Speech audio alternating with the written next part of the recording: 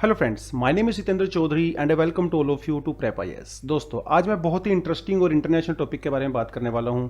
मैं बात करने वाला हूं ईरान के न्यूक्लियर प्रोग्राम के बारे में।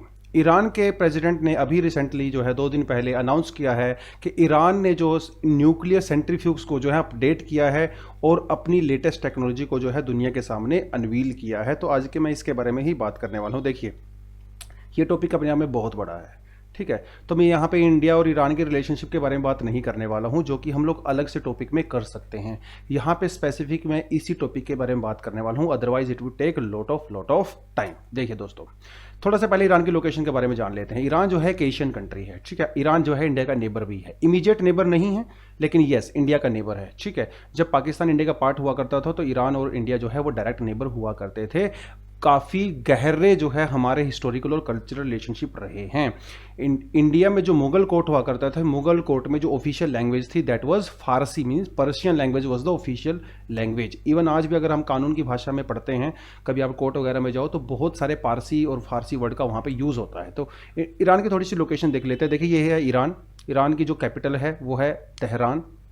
ईरान के जो नेबरिंग कंट्रीज़ हैं वो है तुर्कमेनिस्तान, अफगानिस्तान, यहाँ पे देखिए अपना फेवरेट कंट्री पाकिस्तान, ठीक है। यहाँ पे आपका आ जाता है इराक, इधर ऊपर आ जाता है अजरबैजान, इधर आ जाता है टर्की, ठीक है। तो ये हैं ईरान के नेबरिंग कंट्रीज, ठीक है। और यहाँ पे ये है पर्शियन गल्फ। पर्शियन गल्फ ये है स्ट्रेट ऑफ हॉर्मुज। भैया बहुत बहुत इंपॉर्टेंट है, ना सिर्फ इकोनॉमी के लिए बल्कि ज्योग्राफी के लिए भी बहुत बहुत इंपॉर्टेंट है, ठीक है। वर्ल्ड का बहुत सारा जो है ऑयल का जो एक्सपोर्ट होता है वो स्ट्रेट ऑफ हॉर्मुज से होके ही जाता है। और देखिए, इसके तीनों तरफ जो है क्या है, ईरान की कंट्रोल है। तो स्ट्रेट ऑफ हॉर्मुज जो है एक वो कहते हैं ना जिसको दुखती नब्ज है, ठीक है, उसको पकड़ के रखता है ईरान, ठीक है। और यहाँ पे देखिए, ये है सऊदी अरेबिया और ये है भैया Iran. Saudi Arabia and Iran are the two biggest enemies of Saudi Arabia and Israel are the biggest enemies of Iran. तो ईरान जो है इनको नक्शे से खत्म करना चाहता है। तो ये दोनों कंट्री हैं, देखिए आपस में दुश्मन है, तो इनके बीच में लड़ाई झगड़ा चलता रहता है। तो उसके बारे में ही मैं बात करने वाला हूं। देखिए, Iran is trying to make nuclear bomb, ऐसा दुनिया को लगता है। लेकिन न्यूक्लियर बॉम्ब को बनाना इतना इजी नहीं है। उसके लिए आपको जो है आपके पास यूरेनियम 235 होना चाहिए, और वो भी बहुत प्योर फॉर्म में। और यूरेनियम 235 को बहुत ही प्योर फॉर्म में पाना जो है बहुत ही डिफिकल्ट टास्क है। देखिए, इम्पॉसिबल तो नहीं कहूँगा बिकॉज बहुत सारी कंट्री कर चुकी हैं उसको, इंक्लूडिंग इंडिया, लेकिन टेक्नोलॉजिकली बहुत ही चैलेंजिंग होता है वो, ठीक है। और दुनिया को ऐसा लगता है कि that Iran is trying to make that, because Iran जो है इस एरिया में अपना दबदबा बनाना चाहता है। Iran wants to control middle east because they have direct threat from the Saudi Arabia and Israel, ठीक है। तो उसके अपने खुद के रीजंस हैं, तो उसके बारे में आपसे मैं बात करने वाला हूं। तो न्यूज़ में क्यों है, देखिए 10 अप्रैल को जो है ईरान के अंदर नेशनल न्यूक्लियर डे मनाया जाता है। देखिए कितनी इंपॉर्टेंट बात है ये, है ना। किसी कंट्री के अंदर जो है न्यूक्लियर एनर्जी को, न्यूक्लियर टेक्नोलॉजी को इतनी ज़्यादा इंपॉर्टेंस दी जाती है कि वो नेशनल न्यूक्लियर डे भी सेलिब्रेट करते हैं बहुत धूमधाम से। और इस नेशनल न्यूक्लियर डे पे जो है वहाँ के जो प्रेसिडेंट हैं मिस्टर रोमानी, ठीक है, इन्होंने डिक्लेयर किया कि उन्होंने जो है 2 नए तरह के जो है न्यूक्लियर सेंट्रीफ्यूग्स बनाए हैं, IR-6 और IR-5। 165 IR-6 एंड 130 IR-S का उन्होंने इनोग्रेट किया है। अब ये सेंट्रीफ्यूग्स क्या होता है, देखिए दोस्तों, अभी हम सेंट्रीफ्यूग के बारे में बात करेंगे। सेंट्रीफ्यूग क्या होता है, ठीक है। जैसे 2G 3G 4G 5G होता है ना, तो ऐसे ही सेंट्रीफ्यूग जो है वो यूरेनियम को प्योर करने के तरीके हो। एक मशीन होती है जिसमें यूरेनियम को जो है कॉन्सेंट्रेट किया जाता है, प्योर किया जाता है। तो जैसे IR-1 होता है, बहुत बेसिक टेक्नोलॉजी होती है, फिर 2 उससे एडवांस होता है, 3G 4G इस तरह से होता है। तो IR-6 और IR-5 है काफ़ी एडवांस्ड स्टेज की जो है मशीन है, जो न्यूक्लियर को यूरेनियम 235 को जो है प्योर करती हैं, उसको कॉन्सेंट्रेट करती हैं। तो इसीलिए जो है दुनिया वरिड है और इसीलिए ये न्यूज़ जो है इतनी बड़ी है, ठीक है। तो let's see what is centrifuges and how what is the meaning of this enrichment. देखिए दोस्तों, जैसे आयरन की तरह जो है यूरेनियम भी जो है प्योर फॉर्म में नहीं पाया जाता है, तो यूरेनियम पाया जाता है ओर की फॉर्म में। इट मीन्स इसके अंदर जो है बहुत सारी इंप्योरिटीज मिली होती हैं। जब यूरेनियम ओर को हम लोग प्रोसेस करते हैं तो वो कन्वर्ट हो जाता है ऑक्साइड में। अब ये जो यूरेनियम ऑक्साइड होता है, it is a mixture of 2 types of uranium, और इसे कहते हैं आइसोटोप्स। 2 आइसोटोप्स ऑफ यूरेनियम, एक होता है हमारे पास यूरेनियम 238 और एक होता है हमारे पास 235। Look, this uranium 235 is not needed actually, this is waste. हमें चाहिए ये वाला यूरेनियम 235 वाला, because it can be used in nuclear reactor to produce electricity and it can be used to make nuclear bomb as well. तो 238 is not required, but यहां पे problem एक है, ये जो ऑक्साइड आपका होता है ना, ये जो मिक्सचर होता है, इसके अंदर 99.7% जो है वो 238 होता है, ओनली 0.7% इज 235. अब इस मिक्सचर में से यूरेनियम 235 को निकालना इज द बिगेस्ट टास्क, और जिसने ये कर लिया, अच्छे से कर लिया, then they can make a nuclear bomb as well. ठीक है, अब यही बड़ी प्रॉब्लम है. ठीक है, और ये जो प्योरिफिकेशन किया जाता है, ये जो सेपरेशन किया जाता है, वो उसको किया जाता है एक पर्टिकुलर मशीन के अंदर जिसे कहा जाता है सेंट्रीफ्यूग्स. तो centrifuge is nothing but a machine in which uranium is purified, और you can say uranium 235 is separated from the mixture, right. बस वही मशीन होती है. उसके अंदर देखिए थोड़ी सी टेक्नोलॉजी बताऊंगा आपको, ज़्यादा डिटेल में जाने का जरूरत नहीं है बिकॉज इस टॉपिक के लिए वो ज़्यादा रिलेवेंट है नहीं. यूरेनियम 238 जो होता है ना दोस्तों, वो थोड़ा सा हैवी होता है, और 235 जो है ये थोड़ा सा जो है हल्का होता है एज कंपेयर टू 238. तो हम लोग क्या करते हैं, इसको एक चैम्बर में डाल देते हैं. इस तरह का चैम्बर होता है एक, ठीक है, इस तरह का चैम्बर होता है, और इसको मिक्स डालने के बाद जो है इसको बहुत स्पीड के साथ घुमाया जाता है. अब क्योंकि uranium 238 is little bit heavier, तो वो इसकी साइड में जो है यहाँ पे जाके जमा हो जाता है. अब ये सॉलिड स्टेज में नहीं है, ये गैसियस स्टेज में है, क्योंकि हम लोग क्या करते हैं यूरेनियम के मिक्सचर में जो है एसिड मिक्स करते हैं. इसका नाम है हाइड्रोफ्लोरिक एसिड. अब जब यूरेनियम जो है हाइड्रोफ्लोरिक एसिड के साथ जो है रिएक्शन करता है, तो वो बनाता है uranium hexafluoride gas. It's a gas.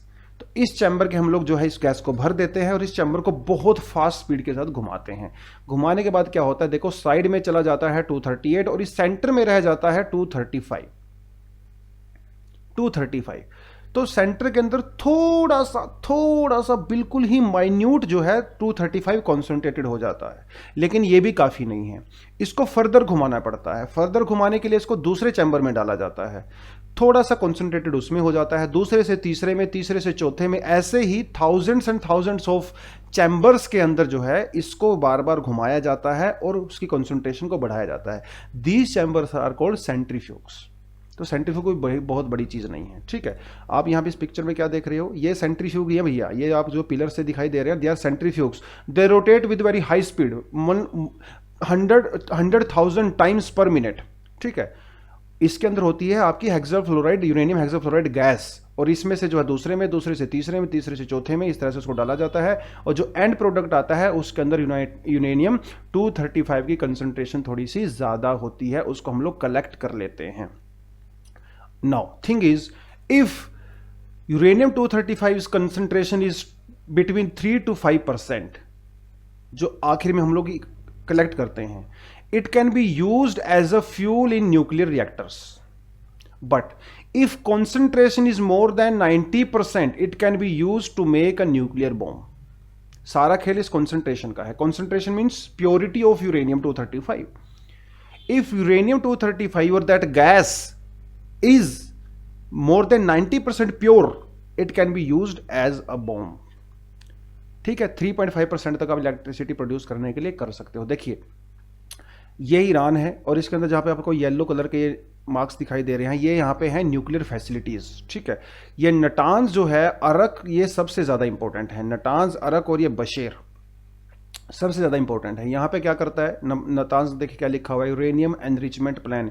यानी कि यहाँ पे जो है नटांज के अंदर ईरान ने बहुत सारे सेंट्रीफ्यूज को, थाउजेंड्स ऑफ सेंट्रीफ्यूज को जो है यहाँ पे सेटअप कर रखा है, और उसके अंदर जो है यूरेनियम को एनरिच करना चाहता है मोर देन 90%. ऐसा दुनिया को लगता है, बट ईरान ऐसा नहीं कहता. ईरान कहता है कि देखो मुझे बम बनाने में कोई इंटरेस्ट नहीं है, मैं सिर्फ अपने मेडिकल पर्पस के लिए और सिविलियन पर्पस के लिए यूरेनियम को एनरिच करना चाहता हूं, but people do not believe them. ठीक है, तो ये सारी की सारी चीजें हैं.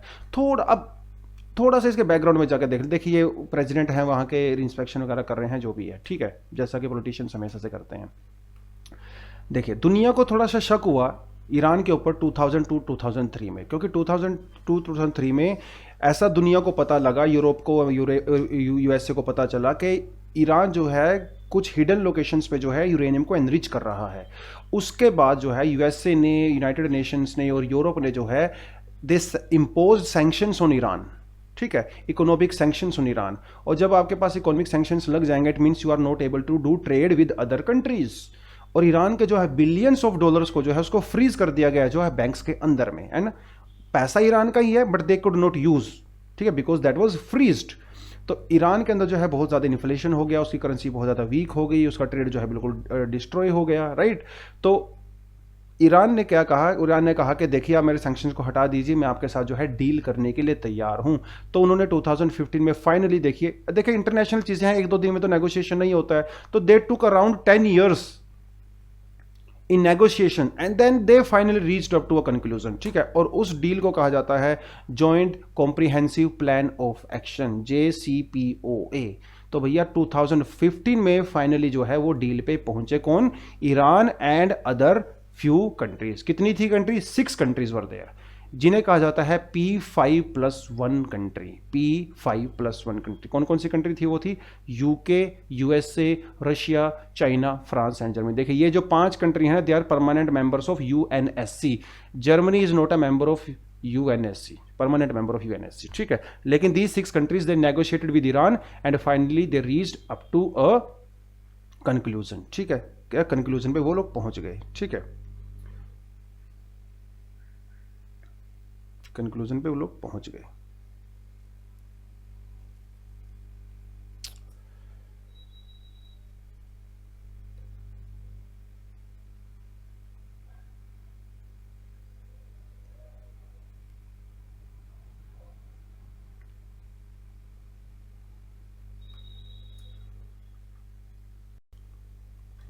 Hello friends, my name is Sitendra Chaudhary and I welcome to all of you to prep IAS. Friends, आज मैं बहुत ही इंटरेस्टिंग और इंटरनेशनल टॉपिक के बारे में बात करने वाला हूं। मैं बात करने वाला हूं ईरान और उसकी न्यूक्लियर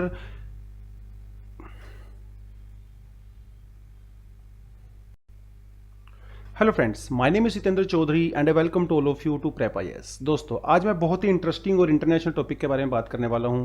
मैं बात करने वाला हूं ईरान के न्यूक्लियर प्रोग्राम के बारे में। ईरान के प्रेसिडेंट ने अभी रिसेंटली जो है 2 दिन पहले अनाउंस किया है कि ईरान ने जो न्यूक्लियर सेंट्रीफ्यूग्स को जो है अपडेट किया है और अपनी लेटेस्ट टेक्नोलॉजी को जो है दुनिया के सामने अनवील किया है। तो आज के मैं इसके बारे में ही बात करने वाला हूँ। देखिए, ये टॉपिक अपने आप में बहुत बड़ा है, ठीक है। तो मैं यहाँ पे इंडिया और ईरान के रिलेशनशिप के बारे में बात नहीं करने वाला हूँ, जो कि हम लोग अलग से टॉपिक में कर सकते हैं। यहाँ पे स्पेसिफिक मैं इसी टॉपिक के बारे में बात करने वाला हूँ, otherwise it would take lot of time. देखिए दोस्तों, थोड़ा सा पहले ईरान की लोकेशन के बारे में जान लेते हैं। ईरान जो है एक एशियन कंट्री है, ठीक है। ईरान जो है इंडिया का नेबर भी है, इमीडिएट नेबर नहीं है लेकिन यस इंडिया का नेबर है, ठीक है। जब पाकिस्तान इंडिया का पार्ट हुआ करता था तो ईरान और इंडिया जो है वो डायरेक्ट नेबर हुआ करते थे। काफ़ी गहरे जो है हमारे हिस्टोरिकल और कल्चरल रिलेशनशिप रहे हैं। इंडिया में जो मुगल कोर्ट हुआ करता था, मुगल कोर्ट में जो ऑफिशियल लैंग्वेज थी that was Farsi, means Persian language was the official language. Even आज भी अगर हम कानून की भाषा में पढ़ते हैं, कभी आप कोर्ट वगैरह में जाओ तो बहुत सारे पारसी और फारसी वर्ड का वहाँ पे यूज़ होता है। तो ईरान की थोड़ी सी लोकेशन देख लेते हैं। देखिए ये है ईरान। ईरान की जो कैपिटल है वो है तेहरान। ईरान के जो नेबरिंग कंट्रीज़ हैं वो है तुर्कमेनिस्तान, अफगानिस्तान, यहाँ पे देखिए अपना फेवरेट कंट्री पाकिस्तान, ठीक है। यहाँ पे आपका आ जाता है इराक, इधर ऊपर आ जाता है अजरबैजान, इधर आ जाता है टर्की, ठीक है। तो ये हैं ईरान के नेबरिंग कंट्रीज, ठीक है। और यहाँ पे ये है पर्शियन गल्फ। पर्शियन गल्फ ये है स्ट्रेट ऑफ हॉर्मुज, भैया बहुत बहुत इंपॉर्टेंट है, ना सिर्फ इकोनॉमी के लिए बल्कि ज्योग्राफी के लिए भी बहुत बहुत इंपॉर्टेंट है, ठीक है। वर्ल्ड का बहुत सारा जो है ऑयल का जो एक्सपोर्ट होता है वो स्ट्रेट ऑफ हॉर्मुज से होके ही जाता है। और देखिए इसके तीनों तरफ जो है क्या है, ईरान की कंट्रोल है। तो स्ट्रेट ऑफ हॉर्मुज जो है एक वो कहते हैं ना जिसको दुखती नब्ज है, ठीक है, उसको पकड़ के रखता है ईरान, ठीक है। और यहाँ पे देखिए ये है सऊदी अरेबिया और ये है भैया Iran. Saudi Arabia and Iran are the 2 biggest enemies of Saudi Arabia and Israel are the biggest enemies of Iran. तो ईरान जो है इनको नक्शे से खत्म करना चाहता है।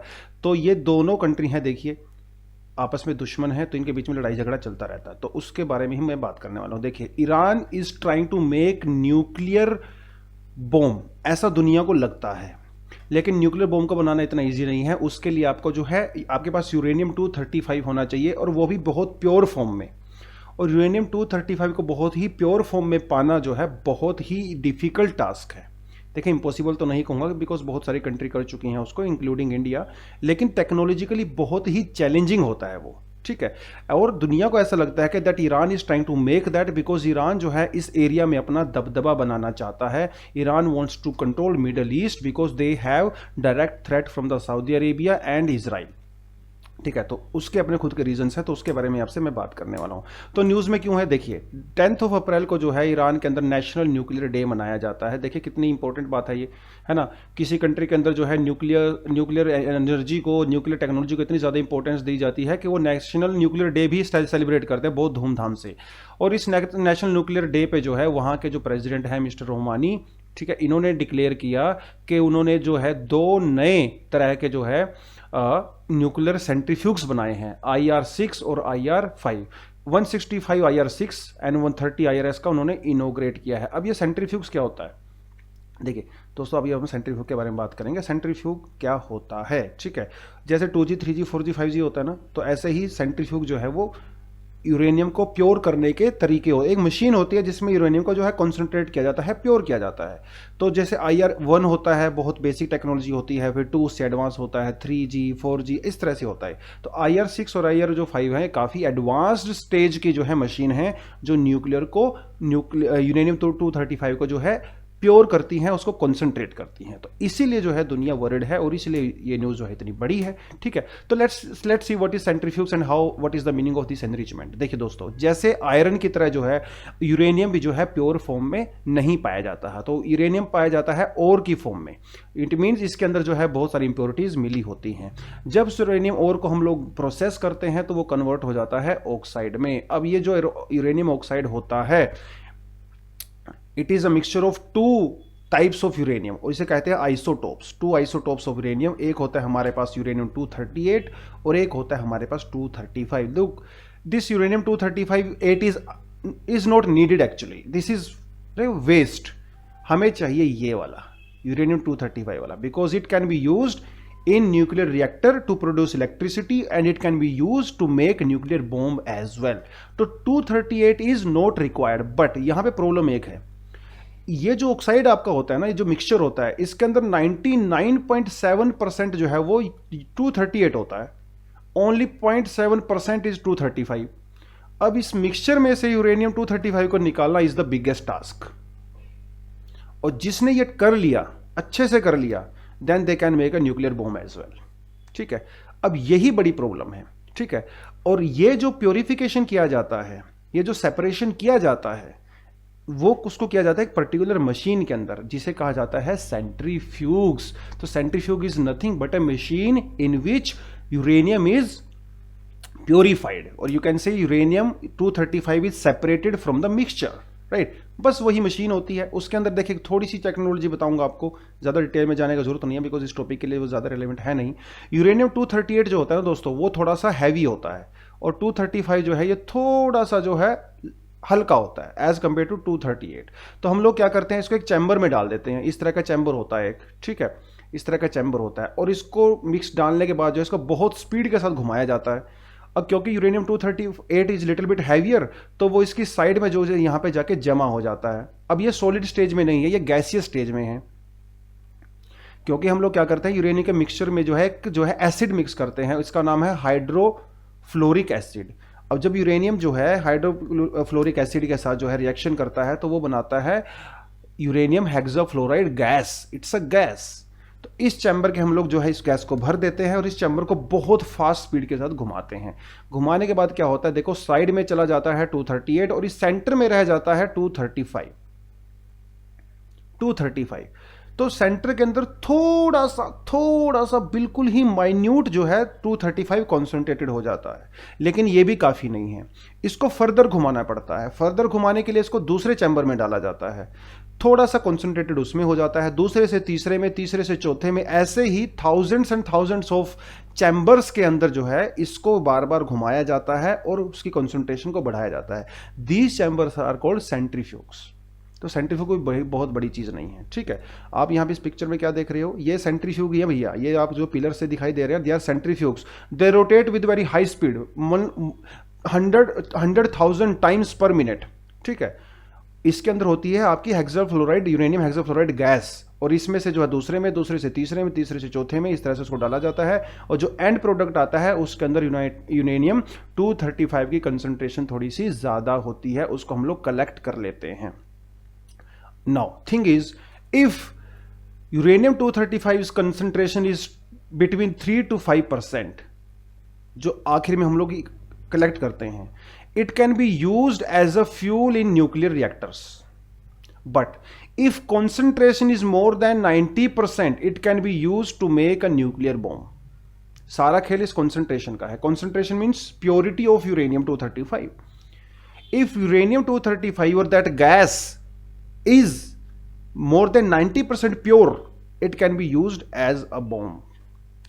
ठीक है, 3.5% तक आप इलेक्ट्रिसिटी प्रोड्यूस करने के लिए कर सकते हो। देखिए ये ईरान है और इसके अंदर जहां पे आपको येलो कलर के मार्क्स दिखाई दे रहे हैं, ये यहाँ पे हैं न्यूक्लियर फैसिलिटीज। ठीक है, ये नटांज जो है, अरक, ये सबसे ज़्यादा इंपॉर्टेंट है। नटांज, अरक और ये बशेर सबसे ज़्यादा इंपॉर्टेंट है। यहाँ पे क्या करता है नटांज, देखिए क्या लिखा हुआ है, यूरेनियम एनरिचमेंट प्लान, यानी कि यहाँ पे जो है नटांज के अंदर ईरान ने बहुत सारे सेंट्रीफ्यूज को, थाउजेंड्स ऑफ सेंट्रीफ्यूज को जो है यहाँ पे सेटअप कर रखा है और उसके अंदर जो है यूरेनियम को एनरिच करना चाहता है मोर देन 90%, ऐसा दुनिया को लगता है। बट ईरान ऐसा नहीं कहता। ईरान कहता है कि देखो मुझे बम बनाने में कोई इंटरेस्ट नहीं है, मैं सिर्फ अपने मेडिकल पर्पज़ के लिए और सिविलियन पर्पज़ के लिए यूरेनियम को एनरिच करना चाहता हूं, but people do not believe them. ठीक है, तो ये सारी की सारी चीज़ें हैं। चलिए थोड़ा सा इसके बैकग्राउंड के बारे में देख लेते हैं कि चीज़ें कैसे स्टार्ट हुई। तो देखिए दोस्तों, हुआ क्या, 2002-2003 में दुनिया को कुछ सोर्सेज से पता लगा कि ईरान जो है कहीं पे जो है कुछ हिडन लोकेशंस पे जो है यूरेनियम को एनरिच करने का काम कर रहा है। और जब ये दुनिया को पता लगा, then they impose, specially European countries, United Nations और America, they imposed sanctions on Iran, economic sanctions on Iran.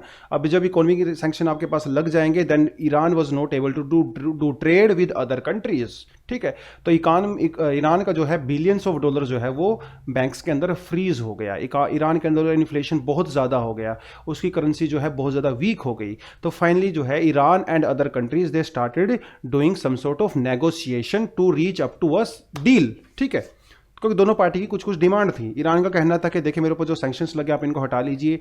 USA और यूरोप का कहना था कि आप जो ये लोग एनरिच वाला काम कर रहे हो इसको कम कर दीजिए, इसको बंद कर दीजिए। तो finally in 2015 they reached on a final deal, right. देखिए 10 साल लगे इनको जो है नेगोशिएशन करने में, 10 साल लगे। देखिए यूनाइटेड, ऐसे ही होता है इंटरनेशनल रिलेशनशिप में, they took 10 years to reach to a conclusion. ठीक है, 10 years। और इस डील को कहा जाता है joint comprehensive plan of action.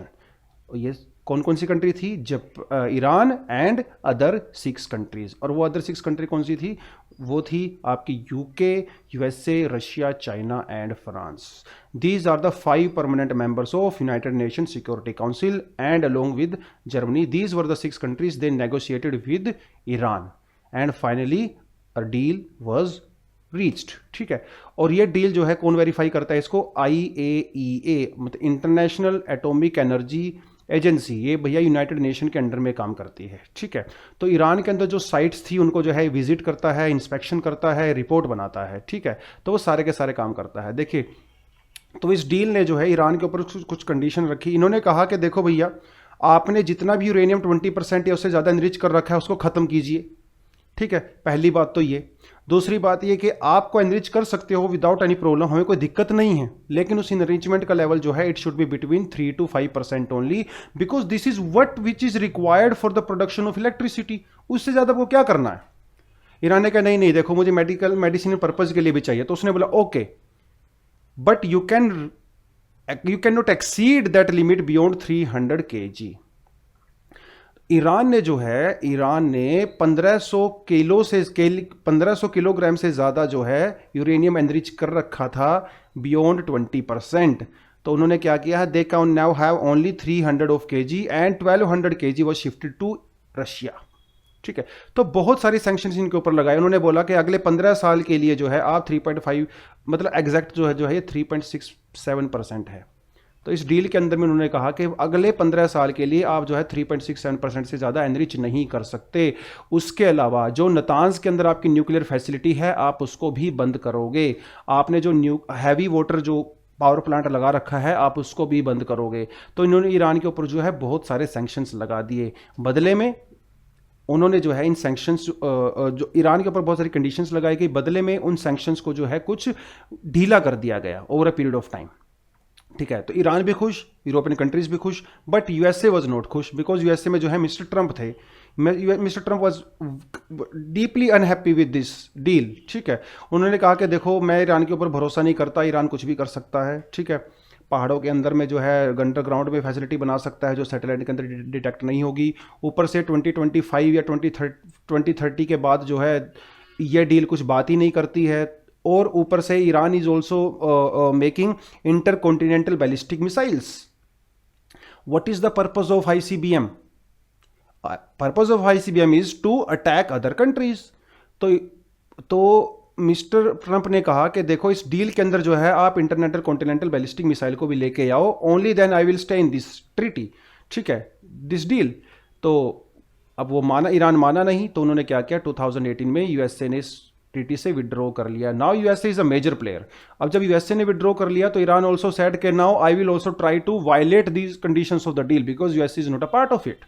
तो उन्होंने भी यही काम किया। 2019 के बाद से ईरान ने जो है वो जो 3.67% की लिमिट उसके ऊपर लगाई थी, उसको जो है ब्रीच करना स्टार्ट कर दिया। ठीक है, ब्रीच करना स्टार्ट कर दिया। Now they are trying to develop और enrich uranium up to 4.5% and even beyond that. Now they have set a target that in future, in next year 2021 and 2022, they will reach up to a level of 20% enrichment, 20% of enrichment। ठीक है, और ये किसके अंदर होगा? Iran ने एक नया कानून पास किया है, ईरान न्यू न्यूक्लियर लॉ, उसके अंदर उन्होंने ये कंडीशन रखी है। Now whole world is worry about it. What is the implication of it? देखिए, इसके बहुत बड़े नतीजे होते हैं। ठीक है, इंप्लीकेशन स्पेशली इंडिया के परस्पेक्टिव से अगर हम लोग देखें। ठीक है, देखिए, ग्लोबल इकोनॉमी तो डाउन आएगा ही आएगा, बिकॉज ईरान जो है बहुत बड़ा न्यूक्लियर एक्सपोर्टर है।